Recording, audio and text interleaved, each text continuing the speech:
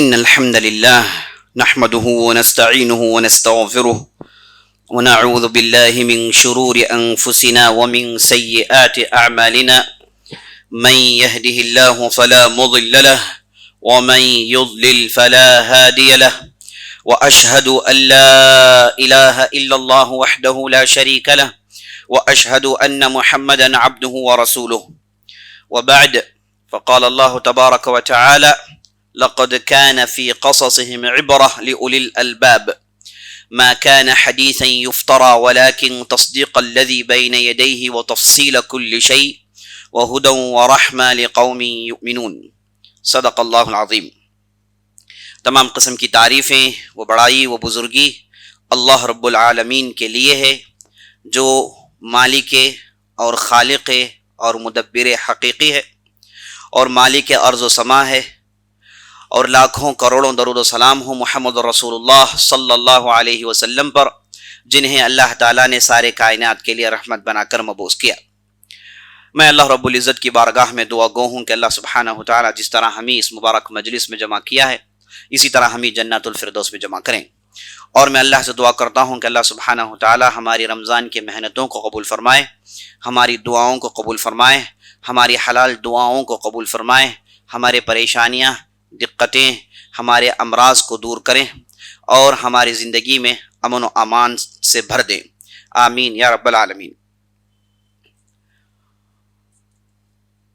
انٹالیہ، جسے عربی میں اناضول کہا جاتا ہے، جسے آج ترکی کہا جاتا ہے، وہاں کے ایک اہم علاقے جس کا نام سکود ہے، وہاں میں آپ کو لے چلتا ہوں۔ یہاں پر ہوتا یہ ہے کہ یہاں کے جو سلطان، یہاں کے جو بادشاہ ہیں، جن کا نام علاء الدین کیقباد السلجوقی، ان کی مجلس میں ایک نوجوان کو پیش کیا جاتا ہے۔ یہ نوجوان اس کے ساتھ چند زبردست، تندخو، بہترین، شہسوار، مضبوط جسم والے چند لوگوں کو بھی اس امیر کی مجلس میں پیش کیا جاتا ہے۔ ویسے اس نوجوان کو جگڑ کر پیش کیا جاتا ہے، اور اس پر الزام یہ ہے کہ اس نے اس علاقے کے آس پاس جتنے بھی عیسائیوں کے قلعے ہیں،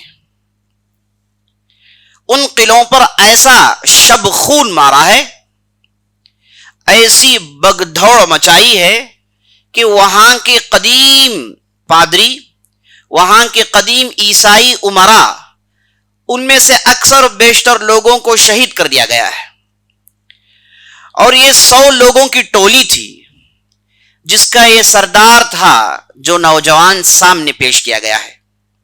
اس نے اپنے 100 افراد کو لے کر ایسا ہنگامہ مچایا کہ عیسائیوں کے پرخچے اڑ گئے، ان کی رات کی نیندیں اڑ گئیں، تو پریشان ہو کر اپنے عیسائی بادشاہ، جو بیزنطینی بادشاہ ہوا کرتا تھا، اسے یہ اطلاع دیتے ہیں کہ ایک نوجوان نے ایسا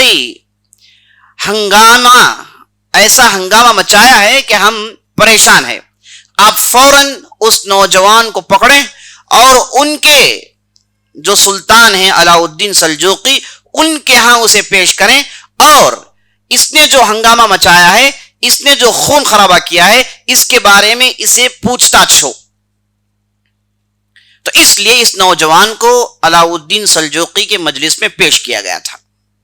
جب علاء الدین سلجوقی نے دیکھا کہ 20-22 سالہ نوجوان ہے، جسم اس کا پورا فٹ ہے، ایسے نظر آتا ہے کہ اسے لڑائی کے میدان کے ہر کرتوت سے واقفیت ہے، اور ہر چال سے اس کی ٹریننگ ہوئی ہے، اور بہت ہی زبردست شہسوار ہے، گھڑ سوار ہے، تیر انداز ہے، اور تیغ زنی خوب جانتا ہے، اور ساتھ ساتھ بہترین لیڈر ہے۔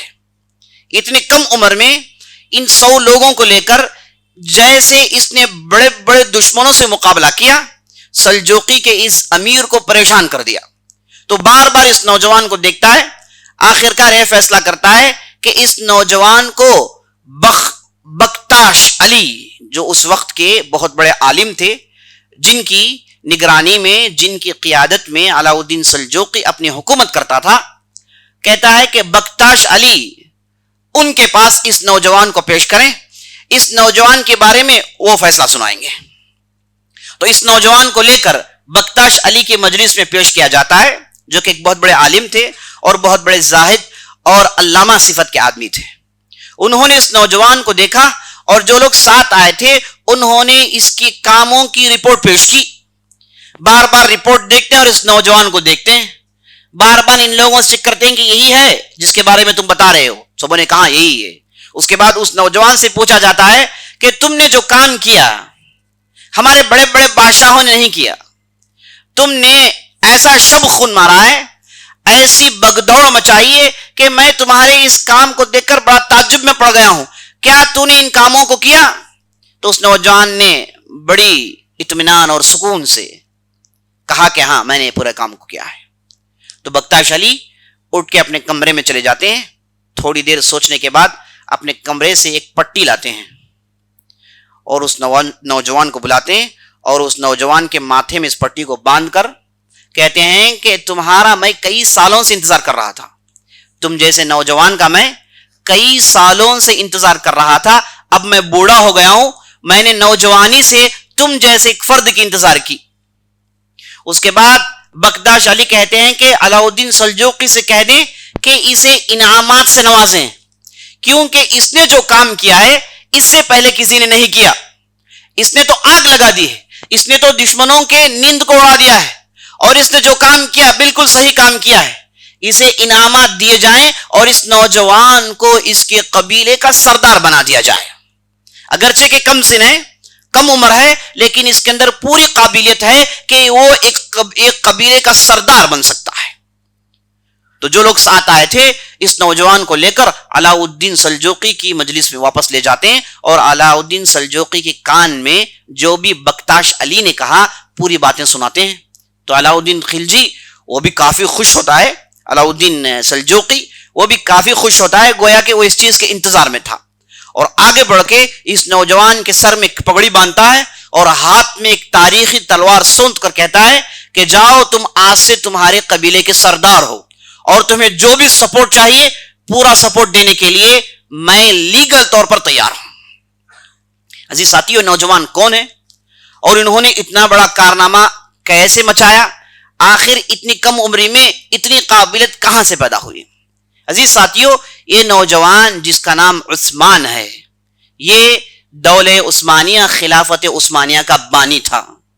اس نے خلافت عثمانیہ کی بنیاد رکھی، اور یہ نوجوان جس کا نام عثمان تھا اور ان کے والد کا نام ارطغرل اور ان کے والد کا نام سلیمان شاہ اور ان کے والد کا نام سلیمان الکبیر، یہ ایک زبردست خاندان سے اس کا تعلق تھا، اور جس قبیلے کا اسے سردار بنایا گیا اس قبیلے کا نام قائی قبیلہ تھا۔ اس قبیلے سے اس نوجوان کا تعلق تھا اور یہاں پر اسے سردار بنایا جاتا ہے۔ یہ ہے عزیز ساتھیو عثمان، جو کہ بہت بڑے خلیفہ آگے چل کر بنتے ہیں، اور انہوں نے خلافت عثمانیہ کی بنیاد ڈالی۔ ہم اس سلسلے کا آغاز کر رہے ہیں اور ہم اہم واقعات خلافت عثمانیہ کو لے کر اور ان کی خلیفوں اور ان کے بادشاہوں کو لے کر بہت ہی اہم واقعات آپ کے سامنے لانے والے ہیں۔ ایک بہت ہی مشہور ڈرامہ ہے، یہ جو واقعات ہم آپ کو بتائیں گے یہ واقعات اس ڈرامے کے ساتھ ساتھ نہیں چلیں گے، کیونکہ اس ڈرامے میں بہت ساری حقیقتوں کو توڑ موڑ کر ڈراماٹائز کیا گیا ہے، اور اسے وہ جو فلمی انداز سے بنایا گیا ہے اس میں بہت ساری حقیقتوں کو بدل دیا گیا اور بہت ساری باتوں کو اس میں توڑ موڑ کے پیش کیا گیا۔ ہم ان مجالس میں کوشش کریں گے کہ خلافت عثمانیہ کی مختصر حقیقی تاریخ آپ کے سامنے آئے اور ان کے خلفاء نے جو بڑے بڑے کام انجام دیے اس کی تفصیل ہم آپ کے سامنے لانے والے ہیں۔ خلافت عثمانیہ، اس کی تاریخ آپ بہت ہی کم سنے ہوں گے، آپ اموی خلافت کے تعلق سے سنتے رہتے ہیں اور عباسی خلافت کے تعلق سے سنتے رہتے ہیں، لیکن خلافت عثمانیہ کے تعلق سے بہت ہی کم کہا گیا ہے اور بہت ہی کم اس کی تفصیل سنائی گئی ہے۔ اس کی وجہ یہ ہے کہ خلافت عثمانیہ کی تاریخ بڑی پیچیدہ تاریخ ہے اور بڑی لمبی تاریخ ہے اور ڈھیر سارے ان کے کارنامے ہیں، اور اس کے اندر قبائل اور مختلف نام، مختلف علماء، مختلف عقائد، مختلف جگہیں، ان ناموں کے پیچھے آدمی پڑھ کے اس تاریخ کو پڑھتے پڑھتے پریشان ہو کے چھوڑ دیتا ہے۔ لیکن میں نے آپ کے سامنے ایک بہت ہی زبردست کوشش کی ہے۔ میں کوشش کروں گا کہ تاریخ خلافت عثمانی آپ کے سامنے لاؤں اور ان کے اہم افراد کی زندگی آپ کے سامنے لاؤں، اور اللہ سے دعا کرتا ہوں کہ اللہ سبحانہ و تعالی ہمارے بولنے میں اور پیش کرنے میں تاثیر پیدا کریں اور ہماری محنتوں کو قبول فرمائیں۔ تو عزیز ساتھیو، اموی سلطنت قائم ہوئی خلفائے راشدین کے بعد۔ ان کے پہلے بادشاہ معاویہ رضی اللہ عنہ تھے، اور آخری خلیفہ جن کا نام مروان الحمار تھا۔ 132 ہجری میں ان کی خلافت ختم ہوئی۔ امویوں کی خلافت ختم ہوئی عباسیوں کی وجہ سے۔ عباسی وہ 12 نوجوان تھے جنہوں نے ایک بہت ہی مسٹیریس طور پر ایک چھوٹی سی جماعت بنائی اور اسے بہت دور دراز اس کے ہیڈ کوارٹرز کو رکھا، خراسان کے اس پاس۔ وہاں سے انہوں نے لگ بھگ 40 سال کام کیے۔ 40 سال کام کرنے کے بعد اموی سلطنت کو انہوں نے گرایا۔ اس گروپ کے لیڈر کا نام ابراہیم الامام ہے، ابراہیم بن محمد بن علی بن عبداللہ بن عباس۔ عبداللہ بن عباس کی نسل سے تھے۔ یہ صاحب کے دادا کے والد عبداللہ بن عباس ہیں جن کا نام ابراہیم تھا۔ یہ صاحب نوجوان تھے، اور ان کے بھائی جن کا نام عبداللہ بن صفاح تھا، جو آگے چل کے عباسی خلیفہ کے پہلا خلیفہ بنتے ہیں، عباسی خلافت کے پہلے خلیفہ بنتے ہیں۔ تو اموی خلافت کو گرانے میں عباسیوں کا ہاتھ تھا۔ اس میں امویوں کا ظلم تھا، ان میں بعض چیزوں کی بدترتیبی تھی، بعض غلطیاں تھی، اس لیے اللہ نے انہیں ختم کر دیا۔ اس کے بعد عباسی آئے، اور عبداللہ بن صفاح اس نے ایسے دعوے کیے، اس نے گویا کہ خلفاء راشدین کو دوبارہ لانے کا لوگوں کے درمیان اعلان کر دیا۔ کہا کہ بالکل سنت اور اللہ کی کتاب کے مطابق حکومت ہوگی، لیکن جیسے ہی اس نے اپنے ہاتھ میں حکومت لی، اس نے ایسے ظلم کیے، کتاب و سنت تو دور دور کی بات، اچھی باتوں سے بھی اس کا کوئی تعلق نہیں تھا۔ اس کے بعد عباسی خلیفہ کو ختم کیا جاتا ہے 656 میں، 656 ہجری میں عباسی خلافت ختم ہوتی ہے۔ لگ بھگ 430 سال کے بعد، 430 سال کی حکومت کے بعد عباسی خلافت کو گرا دیا جاتا ہے۔ اب اسے گرانے کے پیچھے کس کا ہاتھ ہے؟ اس کے پیچھے شیعہ اور ساتھ ساتھ تاتاریوں کا ہاتھ ہے۔ تاتاری جو منگولیا سے آئے تھے، مغول ان کی نسل تھی۔ ان لوگوں نے سارے عالم اسلامی میں ایسا خون اور قتل و غارت گیری کا سلسلہ شروع کیا کہ اس وقت کے مورخین نے کہا کہ ہمارے بستیوں میں گویا کہ قیامت قائم ہو گئی تھی۔ ایسی بھیانک لڑائی ہوئی اور ایسے بھیانک انداز سے لوگوں کو قتل کیا گیا۔ بغداد کے اندر خون کی ندیاں بہ رہی تھی۔ یہاں پر جب بھی گھوڑے دوڑتے تو گھوڑوں کے گھٹنوں تک خون کی ندیاں ہوتی تھی۔ اتنا خون بہایا گیا اور خلافت عثمانیہ کو ختم کر دیا گیا۔ اس کے بعد 100 سال تک پوری امت بکھری ہوئی تھی، اور اس کے بعد دولہ عثمانیہ، خلافت عثمانیہ کا آغاز ہوتا ہے۔ ابھی آپ نے عثمان جو خلافت عثمانیہ کے بانی ہیں، ان کا ایک چھوٹا سا کارنامہ سنا۔ ان کی تفصیل سننے سے پہلے آگے چلیے، ان کی بنیادوں سے ہم گفتگو کر کے بات آگے بڑھاتے ہیں۔ یہ صاحب جن کا نام عثمان بن ارطغرل بن سلیمان شاہ بن عثمان تھا، یہ جو عثمان جو تھے، ان کے دادا کے باپ جنہیں عثمان الکبیر کہا جاتا ہے، یہ صاحب 1200 عیسوی 1200 لگ بھگ اس زمانے میں یہ حجاز سے نکلتے ہیں۔ بعض روایتوں کے مطابق یہ مدینہ سے نکلتے ہیں، وادی صفرا سے ان کا تعلق تھا۔ یہ عثمان جو تھے وہاں سے نکلتے ہیں اور نکل کے ترکیہ پہنچ جاتے ہیں۔ اب یہ مدینہ کیوں چھوڑے؟ اس تعلق سے تاریخ ہم کو یہ کہتی ہے کہ یہاں پر اتنی قحط سالی آئی، اتنی بھکماری عام ہو گئی کہ یہاں پر ہر چیز کے دام بہت زیادہ بڑھ گئے۔ تو یہاں کے عربی قبائل مدینہ اور مکہ چھوڑ کر دور دراز علاقے میں پہنچ کر وہاں پر بود و باش اختیار کرتے ہیں، سیٹل ہو جاتے ہیں۔ تو ان قبائل میں سے عثمان جو صاحب تھے، ان کا بھی قبیلہ تھا، یہ ترکیہ کی طرف جاتے ہیں۔ قونیہ نامی ایک مشہور سٹی آج بھی موجود ہے ترکیہ کے اندر، وہاں پر یہ پہنچتے ہیں، اور اتنے ذہین اور فہم آدمی تھے کہ انہوں نے بہت جلدی ترکی زبان سیکھ لی، اور بہت جلدی ان کے اندر جو عربیت تھی وہ ایک کھو دیتے ہیں، بالکل ترکوں کی طرح ہو جاتے ہیں، رہن سہن، بات چیت کا طریقہ، اور یہاں تک کہ ترک کے اندر جو بڑے بڑے سردار تھے ان کی ان سے تعلقات قائم ہو جاتے ہیں. خاص طور پر علی بن قرمان نامی ایک امیر سے ان کے تعلقات قائم ہو جاتے ہیں، اور وہ امیر ان کی گفتگو اور ان کے فہم اور ان کے معاملہ فہمی کو دیکھ کر اپنے ساتھ لشکر میں رکھ لیتا ہے. تو شروع میں یہ علی بن قرمان کے لشکر میں چند سالوں تک رہتے ہیں، اور اس کے بعد یہ قائی نامی ایک قبیلہ تھا ترکیہ کے اندر، اس قبیلے کے یہاں پہنچ جاتے ہیں اور اس قبیلے کے ساتھ رہنا شروع کرتے ہیں. اور قبیلے والوں نے انہیں اتنا پسند کیا کہ خود اپنی ایک لڑکی دے دی. تو انہوں نے اس قبیلے کی لڑکی سے شادی کی، اور ان کی محنت اور ان کی ذہانت اور ان کی قیادت اور ان کی معاملہ فہمی کی وجہ سے پورا قبیلہ، جس کی تعداد 400-500 کے آس پاس تھی، جو 200-150 خیموں میں رہتے تھے، یہ خانہ بدوش قبیلہ تھا. اس قبیلے نے انہیں لیڈر اور زعیم مقرر کر دیا. یہ جو قائی قبیلہ ہے جو آگے چل کے یہی خلافت عثمانیہ میں تبدیل ہوتے ہیں، یہ جو قبیلہ تھا یہ خانہ بدوش قبیلہ تھا. خانہ بدوش کا معنی نامڑی قبیلہ.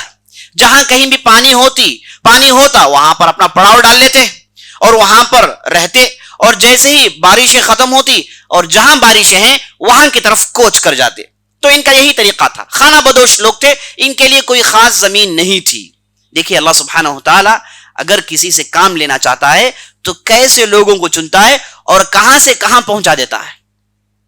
یہ نارمل قبیلہ نہیں، ایک خانہ بدوش قبیلہ ہے نا، بستی علاقے، پہاڑ، سمندر گھومنے والا قبیلہ. ان کے درمیان اللہ سبحانہ وتعالی عثمان کو پہنچاتا ہے. اور اب دیکھیں گے آپ کس قبیلے کے اندر کیسے 4 چاند لگتے ہیں. تو یہ قبیلے کے اندر عثمان کو سردار مان لیا جاتا ہے، اور یہ 400 لوگوں کی بہترین انداز سے قیادت کرتے ہیں. اس کے باوجود یہ نومڑی کی شکل میں تھے، لیکن بعد میں آپ دیکھیں گے کہ اس کے اندر کیسی تبدیلی آئی. تو یہ جو عثمان تھے، ابھی آپ نے سنا کہ یہ عربی النسل تھے.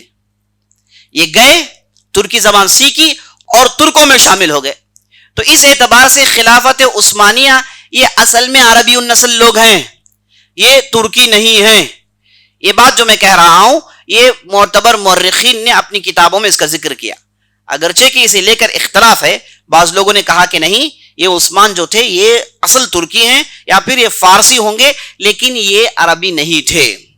لیکن بدائع الظہور نامی ایک بہترین خلافت عثمانیہ کے موضوع پر لکھی ہوئی کتاب ہے، اس کے مؤلف نے ڈھیر سارے دلائل سے ثابت کیا کہ یہ اصل میں عربی النسل ہیں. سب سے پہلی بات انہوں نے ثابت کی کہ یہ جو عثمان صاحب تھے، ان کا جو باڈی بلڈ تھا یہ عربوں کی طرح تھا، اور عثمانی جو ترکی ہوتے ہیں، یہ جو ترکی ہوتے ہیں، ان کی باڈی بلڈ ایسے نہیں ہوتی. یہ بہت ساری نشانیوں کو بیان کرتے ہیں، اور ساتھ ساتھ کہتے ہیں کہ یہ جو عثمان تھے جو عرب نسل سے ان کا تعلق تھا، یہ بعد میں جا کے ترکیہ میں سیٹل ہو گئے. یہ سانولے رنگ کے تھے. ترک عام طور پر گورے رنگ کے ہوتے ہیں، ان کا رنگ سانولا تھا، اور ان کی ناک عربوں کی طرح تھی، اور ان کی آنکھیں چھوٹی چھوٹی نہیں تھیں. اور اس دلائل کو ثابت کرنے کے لیے وہ یہ بھی کہتے ہیں کہ سلیمان القانونی اور دوسرے بڑے بڑے خلیفہ جو آگے چل کے خلافت عثمانیہ کے ستون بنتے ہیں، ان میں اکثر و بیشتر سانولے تھے. سلیمان القانونی کی جو تصویر دکھائی جاتی ہے کہ ایک گورے چھٹا آدمی جس کی آنکھیں چائنیز آنکھیں ہیں، یہ اصل میں غلط ہے. یہ سب سے سانولے اور شدید سانولے آدمی تھے. تو یہ رنگ ترکوں کا نہیں. ان چند دلائل کے ساتھ یہ بدائع ظہور کے مؤلف ثابت کرتے ہیں کہ یہ اصل میں عربی نسل ہیں. بہرحال عربی ہو کہ ترکی ہو، نسل سے ہمارا کوئی لینا دینا نہیں. اللہ سبحانہ وتعالیٰ نے پورے خیر کو کسی نسل میں نہیں ڈالا. خیر کو اللہ نے بانٹ دیا، کبھی کسی عربوں کو دیا تو فارسیوں کو دیا، ترکیوں کو دیا اور رومانیوں کو دیا. اللہ نے خیر کو بکھیر کر رکھ دیا.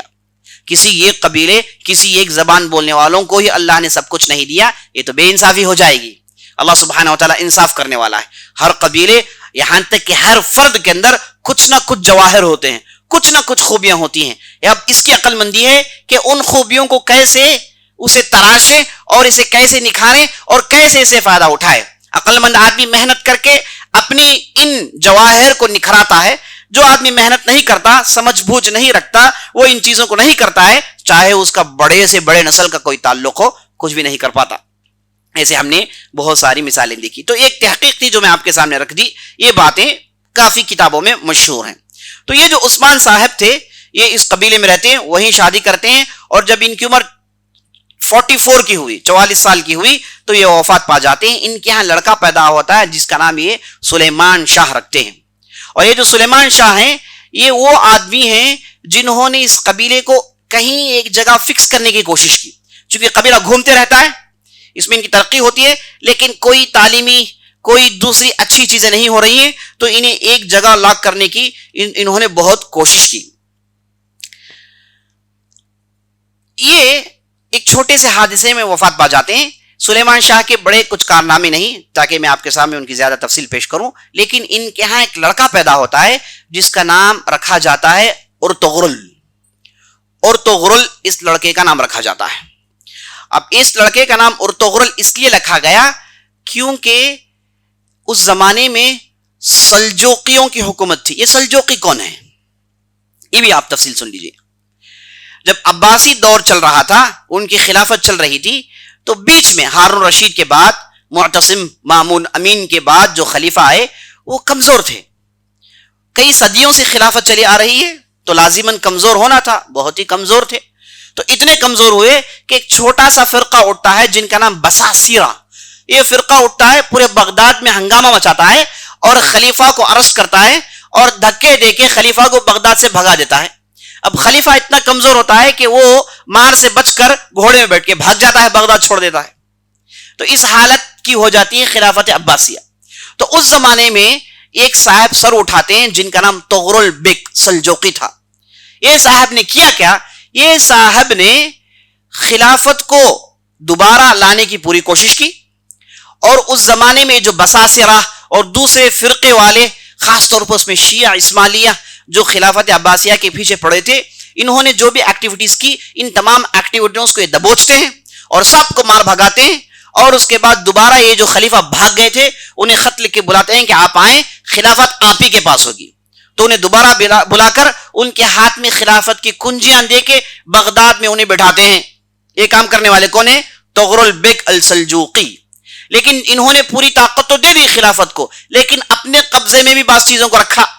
اور ہوشیار آدمی تھے کہ خلیفے پر بھروسہ نہیں کہ دوبارہ ایسے ہو جائے، دوبارہ بھاگ جائے. تو انہوں نے بعض چیزوں کے کنٹرول اپنے ہاتھ میں رکھا، بعض خلافت کی چیزوں کو اپنے قبضے میں رکھا، اور خلیفہ کو خلیفہ کہا اور خود کو سلطان ڈکلیئر کیا. تو اس زمانے میں خلیفہ گویا کہ آپ کے زمانے کا پریزیڈنٹ ہے، اور سلطان آپ کے زمانے کا پی ایم ہے. جو اصل کام کرتا ہے سلطان، اور پریزیڈنٹ ہوتا ہے دستخط ڈالنے کے لیے، اور بعض رسومات، بعض موقعوں پر، بعض اکیشنز پر حاضری دیتا ہے، اور اپنے پورے ٹھاٹ بھاٹ کے ساتھ واپس چلے جاتا ہے. اسے کچھ بھی ہوتا نہیں، نہ اس کی کوئی بات سنتے ہیں. اصل کام چلتا ہے پورے پی ایم کا. بالکل اس انداز سے یہ جو طغرل بیگ سلجوقی تھے، انہوں نے اپنے ہاتھوں میں سلطنت رکھ لی اور خلافت عباسیہ کی انہوں نے بہت عزت کی. تو طغرل بیگ بہت بڑا نام ہے. یہاں سے سلجوقیوں کا سلسلہ شروع ہوتا ہے. تو یہاں پر آپ کو یہ سمجھ لینا چاہیے، ایک ہے خلافت اور ایک ہے سلطنت. خلافت کے ماتحت ہے سلطنت، اور سلطنت اصل میں خلافت کو چلاتی ہے. ایک قسم کا سیٹ اپ اس زمانے میں ہو گیا تھا جسے ہم کو سمجھنا چاہیے. اس سے پہلے ایسا ہوتا نہیں تھا. تو یہ جو سلطنتیں ہوتی تھیں یہ کبھی کبھی ختم ہو کے کوئی دوسری نسل اپنے ہاتھ میں سلطنت لے لیتی تھی. بنو بے نامی ایک شیعہ قسم کے لوگ، وہ بھی ایک مرتبہ سلطنت لیتے ہیں، وہ 100 سال تک رہتے ہیں. اس کے بعد سلجوق آتے ہیں جو کٹر سنی تھے، انہوں نے لگ بھگ 200 سال تک اپنے ہاتھ میں سلطنت رکھی.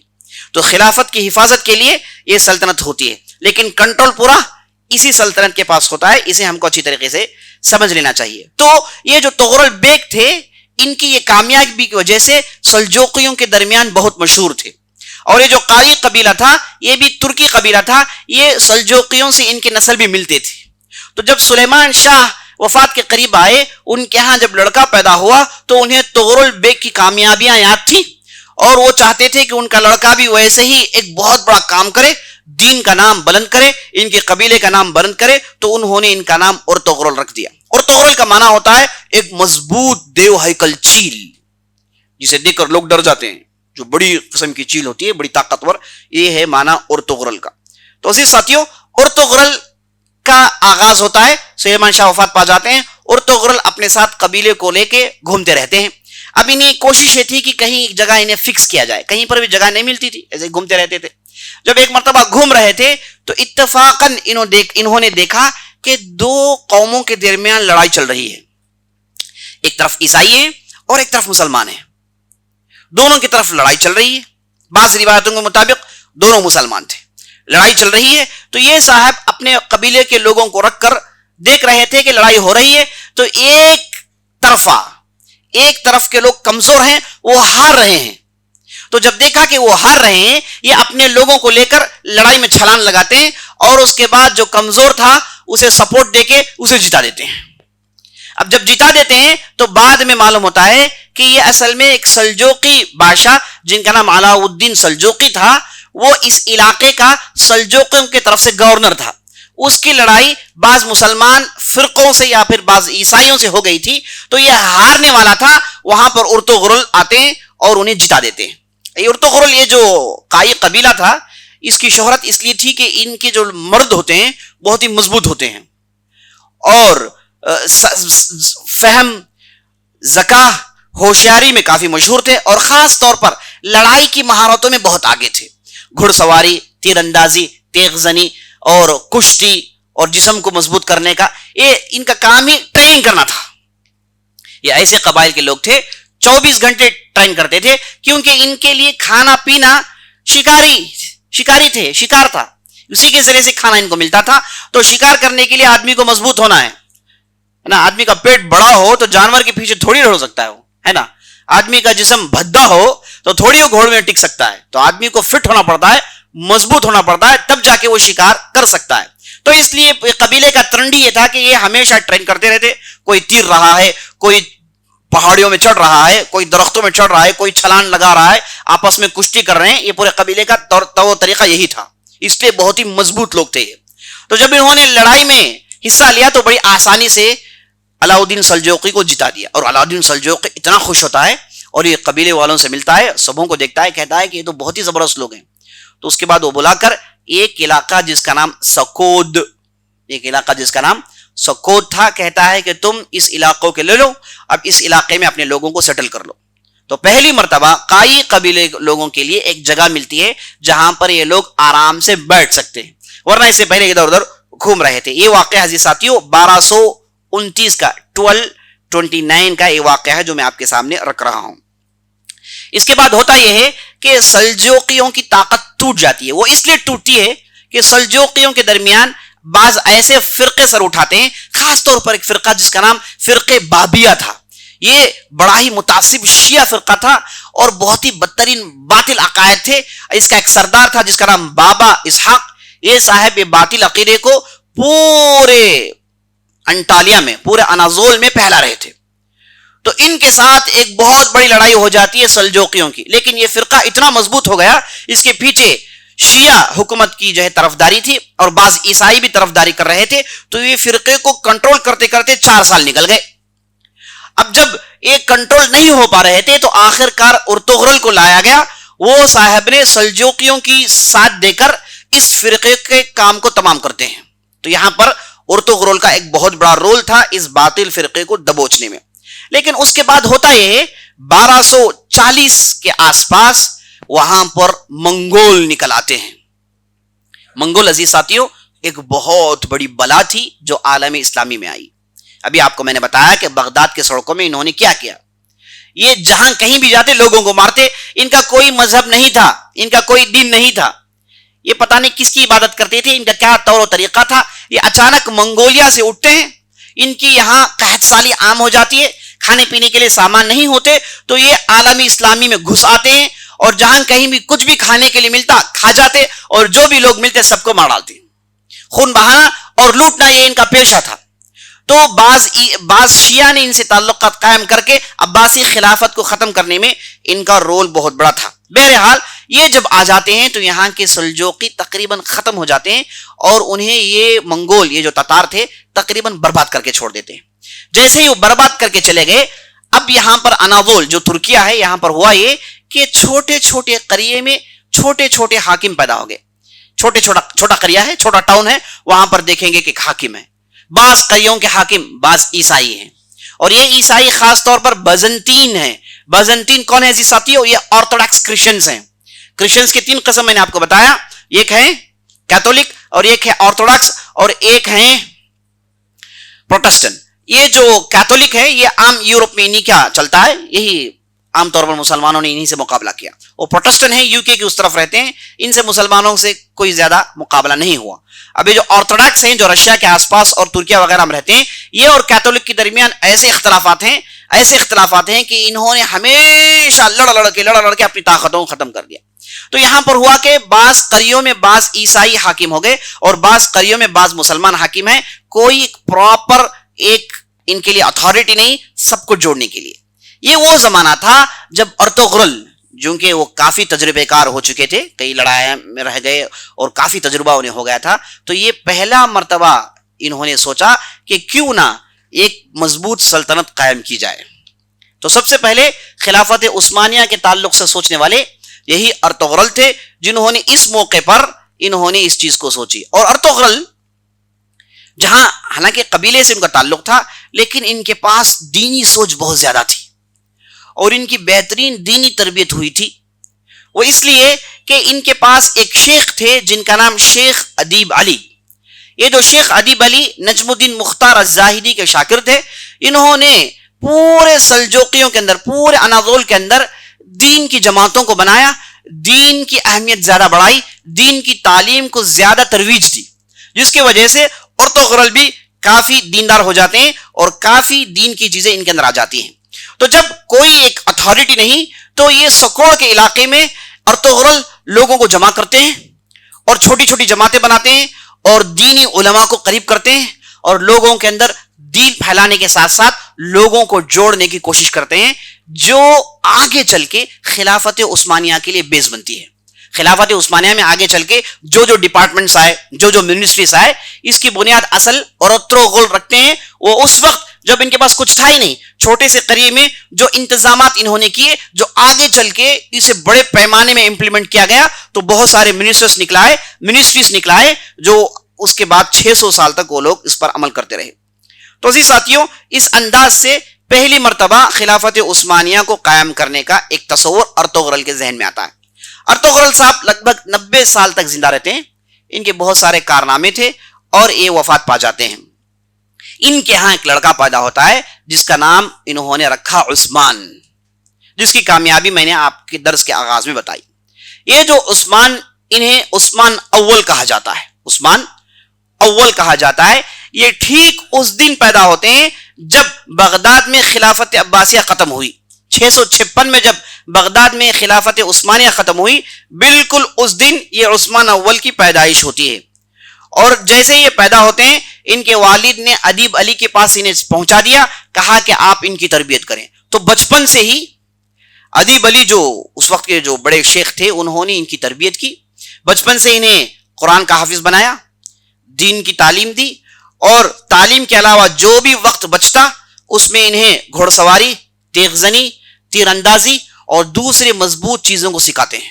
تو اس اعتبار سے جب ان کی 14 سال کی عمر تھی، ان کا ذہن ایک 40 سالہ آدمی کا تھا اور جسم ان کے 25 سالہ نوجوان کا تھا. تو دونوں اعتبار سے ان کی ایسی زبردست تربیت ہوتی ہے کہ اللہ اکبر.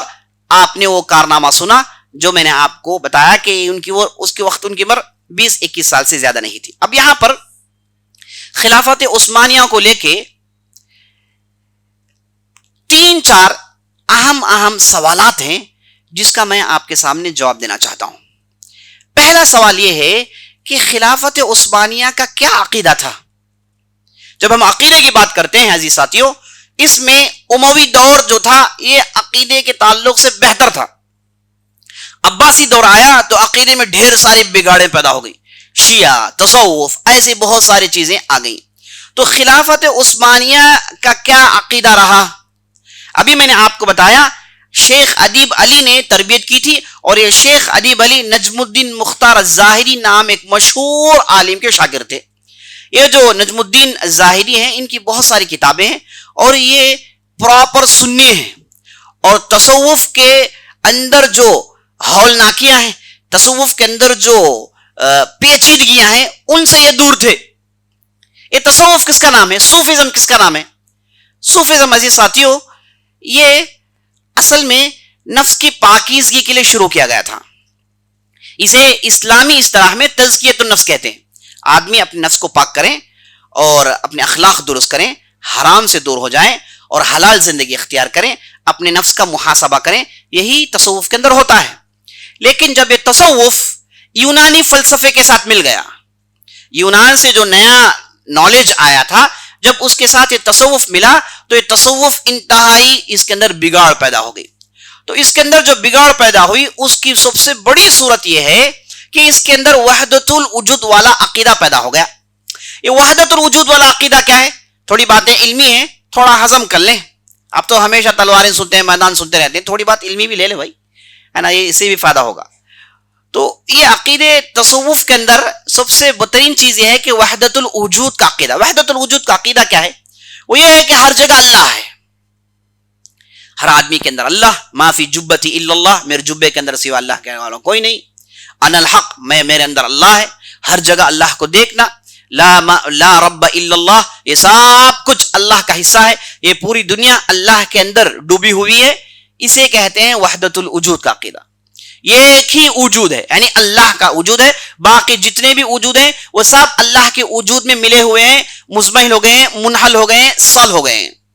یہ وحدت الوجود کا عقیدہ ہے.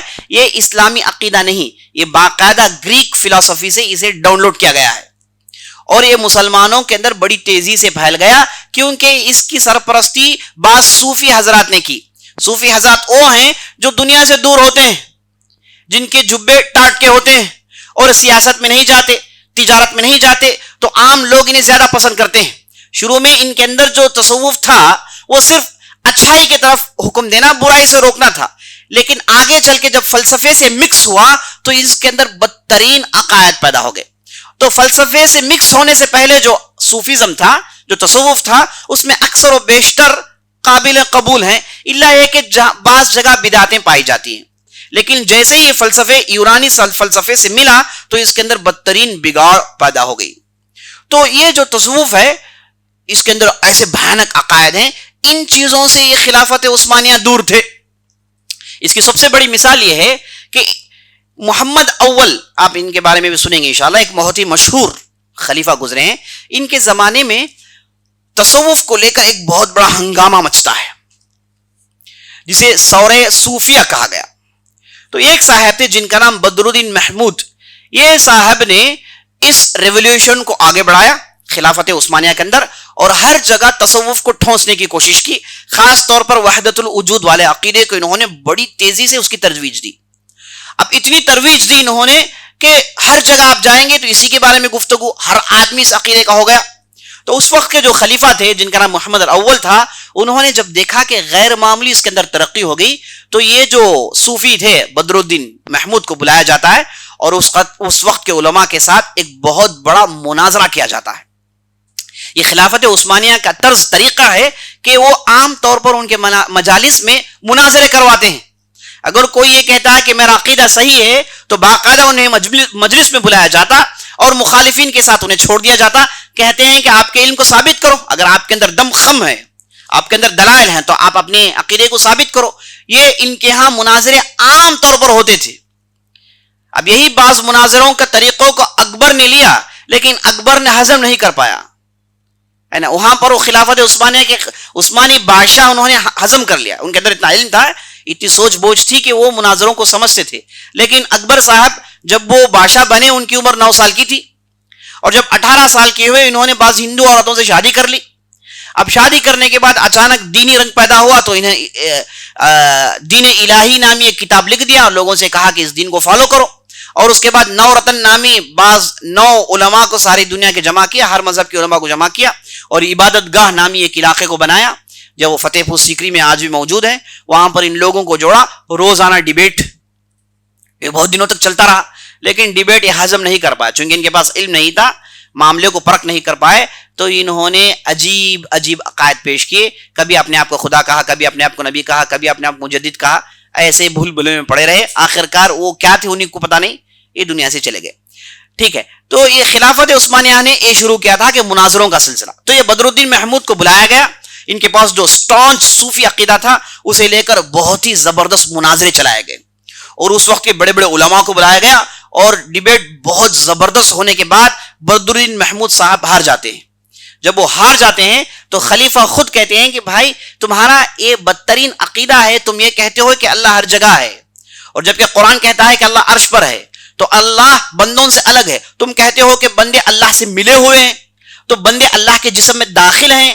تم کیا کہنا چاہتے ہو؟ بندے اللہ کا حصہ کہنا چاہتے ہو, تو ہر چیز اللہ کہنا چاہتے ہو. یہ کفر کا عقیدہ نہیں تو کیا عقیدہ ہے؟ اور تاریخ سناتے ہیں. تاریخ میں ابو حنیفہ رحمۃ اللہ علیہ کے شاگرد جن کا نام ابو یوسف تھا, انہوں نے ایک مرتبہ اسی عقیدے رکھنے والوں کے تعلق سے فتویٰ دیا کہ کافر ہیں. تو اس وقت کے بادشاہ جن کا نام ہشام بن عبد الملک تھا, وہ اس آدمی کو باقاعدہ قتل کرتے ہیں.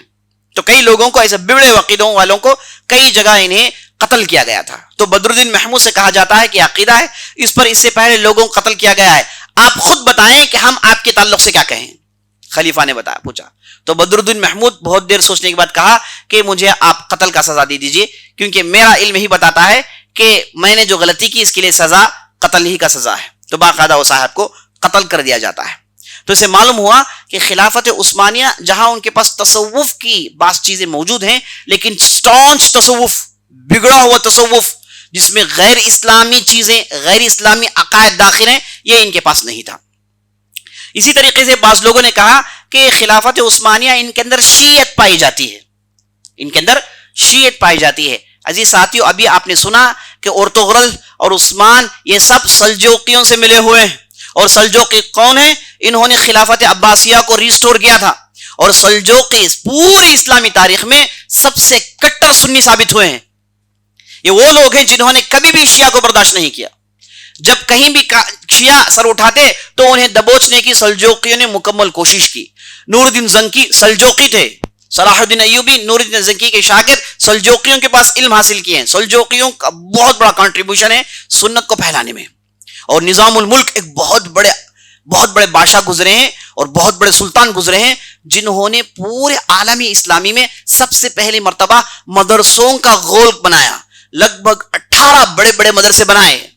بنانے والے کون ہیں؟ نظام الملک ہے. اور انہوں نے ایک سلیبس بنایا جسے درس نظامی کہا جاتا ہے, جسے آج تک لوگ پڑھتے ہیں. عام مدارس میں آپ جائیں گے درس نظامی پڑھا جاتا ہے. آج ہندوستان کی بات بتا رہا ہوں, اس میں زمرے جو پڑھائے جاتے ہیں 5, 6, 6, 7واں زمرہ, اس میں درس نظامی جو ہے سلیبس میں موجود ہے. اسے درس نظامی اس لیے کہا جاتا ہے کہ نظام الملک کے زمانے میں اسے اس سلیبس کو فریم کیا گیا تھا. اور نظام الملک کون ہے؟ یہ بہت ہی زبردست سلجوقی ہیں. انہوں نے جو مدرسے بنائے ان مدارس سے کون نکلتے ہیں؟ امام غزالی نکلتے ہیں. ان مدارس سے امام نووی پڑھ کر نکلتے ہیں. ان مدارس سے امام جوینی نکلتے ہیں. جتنے بھی بڑے بڑے نام تاریخ اسلامی میں آپ دیکھیں گے, بڑے بڑے علماء جنہوں نے علم کی بہت زبردست گراں قدر خدمت کی, یہ سب انہی مدارس سے پڑھ کر نکلے ہیں. تو سلجوقی ان کے عقیدے کے تعلق سے دور دور تک بھی شک نہیں کیا جا سکتا. تو یہ جو ارطغرل اور یہ جو عثمان تھے, یہ ہمیشہ سلجوقیوں سے ان کا تعلق تھا. تو یہ ان کا تعلق شیعہ سے کہنا بالکل غلط بات ہے. اور بعض مورخین نے, خاص طور پر یورپین مورخین نے, خلافت عثمانیہ کے خلاف انہوں نے بہت سارے پروپیگنڈے کیے. انہوں نے بہت سارے لٹریچر لکھے جس میں خلافت عثمانیہ کو انہوں نے بگاڑ کے پیش کیا, انہیں ڈیفیم کرنے کی کوشش کی.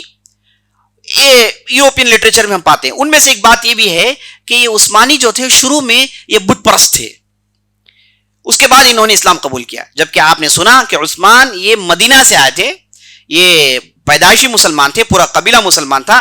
تو یہ جو سوچ پیش کی جاتی ہے یہ بالکل غلط سوچ عزیز ساتھیوں. اسی طریقے سے ہم دیکھتے ہیں کہ عثمان جب گدی میں بیٹھتے ہیں وہ اپنے پورے قبیلے کے سردار ہوتے ہیں. آپ نے سنا 21 سال کی عمر میں انہیں پورے قبیلے کا سردار بنا دیا جاتا ہے. تو اس کے بعد یہ اپنے کارنامے شروع کرتے ہیں. اصل میں عثمان نے ان قلعوں میں حملہ کیوں کیا جس کی وجہ سے انہیں سلجوقی کے مجلس میں پیش کیا گیا تھا, جس کی تفصیل آپ نے درس کے شروع میں سنا تھا. آخرکار عیسائیوں نے کیا غلطی کی جس کی وجہ سے عثمان نے ان لوگوں پر حملہ کیا, یہ بھی آپ جان لیجئے. ہوا یہ تھا کہ عثمان جب تربیت پا کر وہ جب ان کے والد کے نقش قدم میں چلنا شروع کرتے ہیں تو آس پاس کے چھوٹے چھوٹے قریے تھے, وہاں پر عیسائی بادشاہ ہوتے تھے. تو یہ ان کا اصل پیشہ شکار کرنا تھا. تو شکار کے لیے ایک مرتبہ نکلتے ہیں, تو ایک عیسائی بادشاہ جو ان سے حسد کرتا تھا وہ اچانک عثمان اور ان کے بھائیوں پر ٹوٹ پڑتا ہے.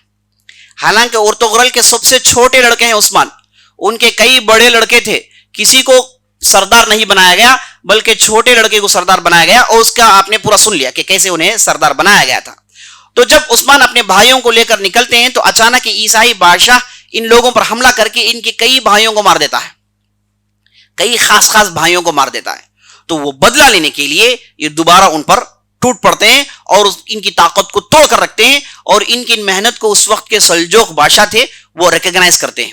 اور اس کے بعد یہ یہاں سے رکے نہیں, یہاں سے ان کی فتوحات کا سلسلہ شروع ہو گیا. تو اس علاقے میں انازول میں جتنے بھی عیسائی قریے, جتنے بھی عیسائی قلعے تھے, سب کو خالی کرتے ہیں, سب کو یہ اپنی حکومت میں داخل کر لیتے ہیں. تو تھوڑا تھوڑا کہہ کے یہ قبیلے سے ایک عمارت میں کنورٹ ہو رہے تھے. پہلے یہ نومڑی قبیلہ تھا, بعد ایک زمین میں سیٹل ہو کے ایک مستقل قبیلہ بنتا ہے. وہ مستقل قبیلے کے بعد آس پاس کے علاقوں کو اپنے حدود میں داخل کر کے اب یہ ایک اسٹیٹ کی شکل اختیار کر لیتا ہے. جب عثمان کی بہت ساری خدمت تھی اور خاص طور پر عیسائیوں کو انہوں نے مار بھگایا, تو سلجوقی بادشاہ نے ایک مرتبہ انہیں بلا کر ان کی اتنی عزت کی اور انہیں کہا کہ ہم آپ کے لیے 1,00,000 درہم دیں گے. اور اس کے بعد انہیں تاریخی تلوار دی گئی, انہیں کپڑے پہنائے گئے اور انہیں رسمی طور پر کہہ دیا گیا سکود اور آس پاس کے علاقے کے آپ گورنر ہیں. تو انہیں ایک سٹیٹ دے دیا جاتا ہے. سب سے پہلے ایک چھوٹا سا سٹیٹ تھا جہاں کے گورنر بنتے ہیں.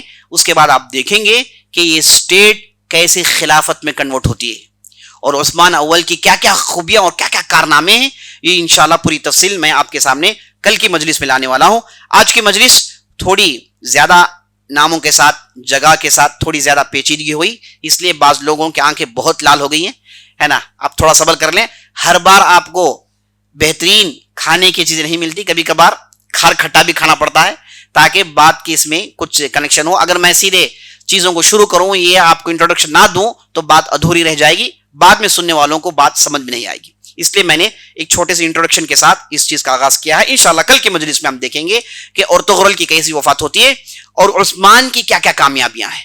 یہ معاملی عثمان ایک ایسے خلافت عثمانیہ کا بانی بنتا ہے, اور اس کے بعد یہ خلافت عثمانیہ 624 سال تک خلافت کرتی ہے. دنیا میں سب سے بڑی خلافت ان کی خلافت ہے, 624 سال تک ان کی حکومت رہی.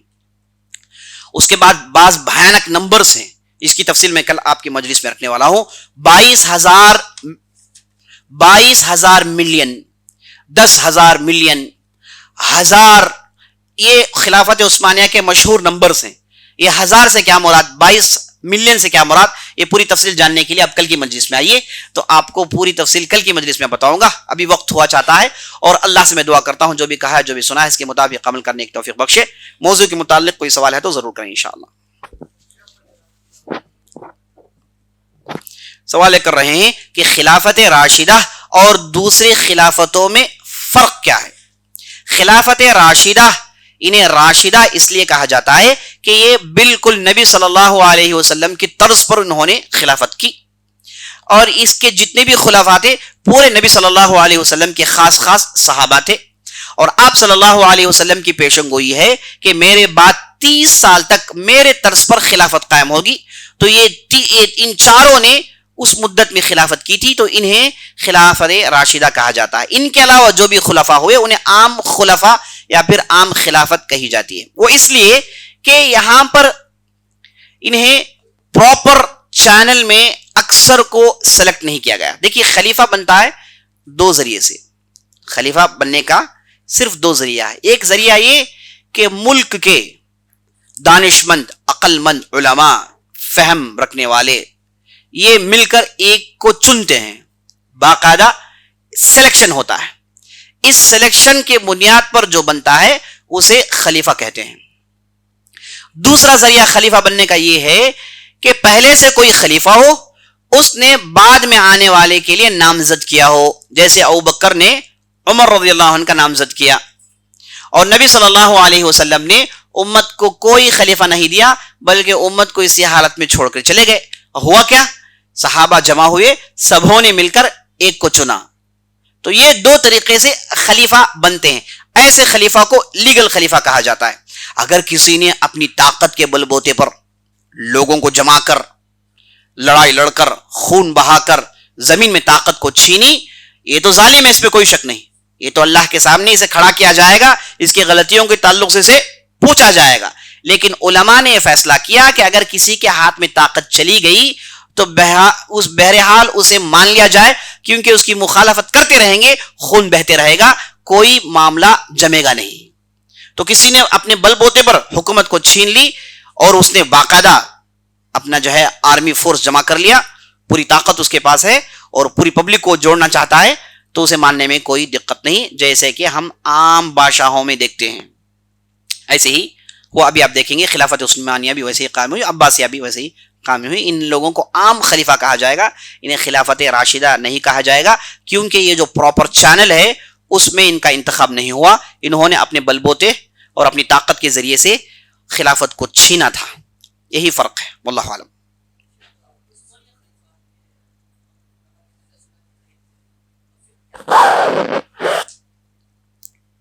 سوال کر رہے ہیں کہ آپ نے کہا کہ خلافت عثمانیہ یہ اہل سنہ کے قریب تھے, یہ اہل سنہ میں سے تھے, اس میں کوئی شک نہیں, اور فقہ میں یہ حنفی فقہ کو فالو کرتے تھے, حنفی فقہ کو فالو کرتے تھے, لیکن متعصب نہیں, باقاعدہ دلائل پر نظر ہوتی اور دلائل کے بنیاد پر فیصلے ہوتے تھے.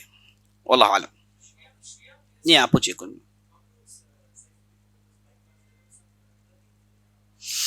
ہاں, سوال کر رہے ہیں کہ جو مصر کے اندر دولت الممالک غلاموں کی جو حکومت قائم ہوئی, یہ لوگ کیا تھے؟ ہاں, یہ لوگ ترک تھے, یہ لوگ ترکمانی تھے.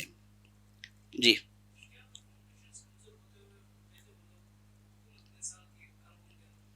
سوال کر رہے ہیں کہ شیعہ اتنے کمزور ہونے کے باوجود, بنیاد ان کی کمزور ہونے کے باوجود کیسے اتنے سال وہ لوگ سروائیو کیے. یہ بڑی عجیب بات ہے, تاریخ کی بڑی عجیب بات ہے. شیعہ ایسے لوگ ہیں, انہیں معلوم ہے کہ ان کا عقیدہ خود ہضم نہیں کر پاتے, ہے نا, بڑا ہی عجیب و غریب عقیدہ ہے, لیکن اس کے باوجود عالم اسلامی میں انہوں نے ہمیشہ ایک بہت ہی بھیانک بیماری کی شکل اختیار کر کے ہمیشہ اس جسم میں رہے ہو, اور کبھی کبھار انہیں حکومت بھی ملی. اور دولت صفویہ ایک مشہور ان کی جو سلطنت ہے جس سے خلافت عثمانیہ ہمیشہ لڑتے رہے, جس کی تفصیل آپ کے سامنے آئے گی, یہ انہیں ہمیشہ طاقت ملتی رہی. کیسے کر پائے؟ کیونکہ ان کے پاس سوچ ایسی ہے کہ یہ اپنے عقیدے کو بھولتے نہیں, ہر روز کچھ نہ کچھ ایکٹیویٹیز کرتے رہتے, جمع ہوتے رہتے, اور ان پر جو ظلم ہوا اسے یاد کرتے رہتے. تو یہ جمع ہو کر یہ اپنی یاداشت کو کھوتے نہیں. تو جو اہل سنہ کو دشمن سمجھتے ہیں, انہیں بدلہ لینے کے لیے ہمیشہ یہ تر و تازہ ہوتے. تو یہ سوچ تھی جو انہیں ہمیشہ باقی رکھا اس دنیا میں, ورنہ یہ کب کی ختم کر دیے جاتے. واللہ عالم. ہاں, غازی کا ایک ٹائٹل ابھی میں نے بتایا کہ عثمان نے جو کامیابی حاصل کی, تو سلجوقی بادشاہ نے جب انہیں ایک پراپر لیگل اسٹیٹ کا گورنر مقرر کیا, تب انہیں الغازی کا ٹائٹل بھی دیا گیا. الغازی کہتے ہیں بہت بڑے مجاہد کو, بہت بڑے ہیرو کو غازی کہتے ہیں. یہ ایک ٹائٹل تھا جو لیگل ٹائٹل تھا, جسے خلیفہ اور سلطان اپنے بعض لوگوں کو دیا کرتے تھے. تو غازی ایک بہت بڑا ٹائٹل تھا. واللہ عالم.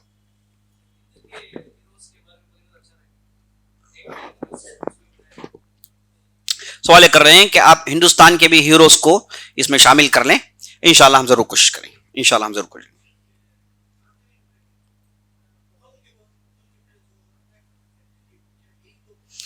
ہاں, سوال کر رہے ہیں کہ مغلیہ دور میں تاتاریوں کے حملے سے کئی دن تک یہاں کے لوگوں نے انہیں روکے رکھا, اور ہندوستان ایک ایسی جگہ ہے جہاں پر تاتاری آ نہیں پائے. وہی تاتاری ہیں جو عالم اسلامی میں بہت ہی بھیانک ایک سپنا تھے, جس سے بہت زیادہ نقصان ہوا, اور اس زمانے میں اکثر و بیشتر علماء ہندوستان ہجرت کر آ گئے تھے. یہی وجہ ہے ہندوستان میں اکثر علماء آنے کی وجہ, کیونکہ وہاں پر تاتاریوں کا ظلم تھا, تو وہ ادھر پنپ نہیں پائے, تو انہوں نے اپنے ملکوں کو چھوڑا, ہجرت کر کے ہندوستان آ گئے, اور اس لیے ہندوستان میں اتنے بڑے علماء کی تعداد جمع ہوئی. واللہ اعلم.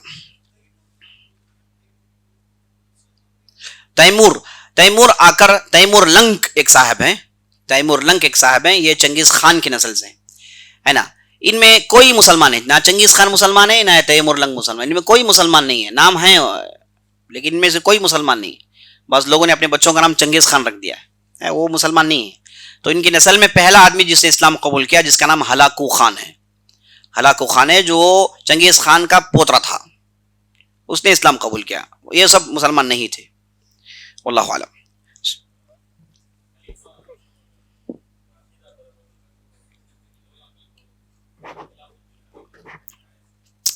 سوال کر رہے ہیں کہ اگر خلیفہ یا پھر بادشاہ کا عقیدہ اگر ٹھیک نہ ہو تو کیا لوگ جمع ہو کے ان کی بادشاہت کو گرا دیں گے؟